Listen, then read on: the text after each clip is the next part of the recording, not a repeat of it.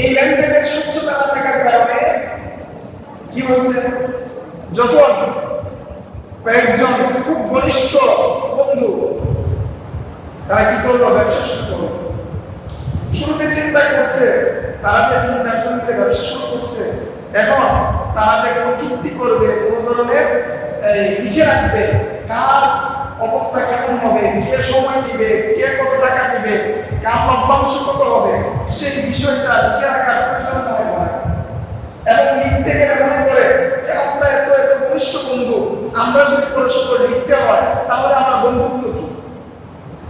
অথবা 2 ভাই মিলে ব্যবসা করবে, অথবা বাবা ছেলে ব্যবসা করবে, যৌথ পরিবারের মধ্যে বাবা ছেলে ব্যবসা করবে, আরো অন্য ভাইরা রয়েছে। বাবা মারা যাওয়ার পর বাবার সম্পত্তির মালিক হবে সমস্ত ভাই বোন, আর ভাই বা সন্তান যে বাবার সাথে ব্যবসা করবে সে মারা যাওয়ার পর তার সম্পত্তির মালিক হবে তার সন্তানেরা।